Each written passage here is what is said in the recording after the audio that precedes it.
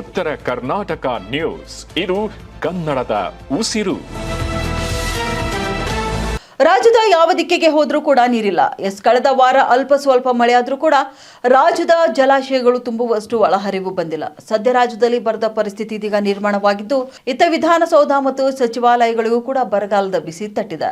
ಅನಗತ್ಯವಾಗಿ ನೀರು ಪೋಲಾಗುವುದನ್ನು ತಡೆಗಟ್ಟುವಂತೆ ಸರ್ಕಾರದ ಮುಖ್ಯ ಕಾರ್ಯದರ್ಶಿ ಶಾಲಿನಿ ರಜನೀಶ್ ಅವರು ಗುರುವಾರ ಆದೇಶ ಹೊರಡಿಸಿದ್ದಾರೆ. ಸದ್ಯ ದೇಶದಲ್ಲಿ ಎಲ್ ನಿನೋ ಹವಾಮಾನ ವೈಪರೀತ್ಯದಿಂದಾಗಿ ಮಳೆಯ ಕೊರತೆ ಉಂಟಾಗಿದೆ. ಕೃಷಿ ವಲಯದ ಮೇಲೆ ತೀವ್ರ ಪರಿಣಾಮ ಬೀರಿದ್ದು, ಈ ಬರಗಾಲದ ಬಿಸಿ ಈಗ ರಾಜ್ಯದ ಶಕ್ತಿ ಕೇಂದ್ರಗಳಾದ ವಿಧಾನಸೌಧ ಮತ್ತು ವಿಕಾಸಸೌಧಕ್ಕೂ ಕೂಡ ತಟ್ಟಿದೆ. ಸರ್ಕಾರಿ ಕಚೇರಿಗಳಲ್ಲಿ ನೀರು ಮತ್ತು ವಿದ್ಯುತ್ ಪೋಲಾಗ್ತಿರುವುದನ್ನು ತಡೆಯಲು ರಾಜ್ಯ ಸರ್ಕಾರದ ಮುಖ್ಯ ಕಾರ್ಯದರ್ಶಿ ಡಾಕ್ಟರ್ ಶಾಲಿನಿ ರಜನೀಶ್ ಅವರು ಈಗಾಗಲೇ ಕಟ್ಟುನಿಟ್ಟಿನ ನಿಯಮಗಳನ್ನು ಜಾರಿಗೆ ತಂದು ಆದೇಶ ಹೊರಡಿಸಿದ್ದಾರೆ.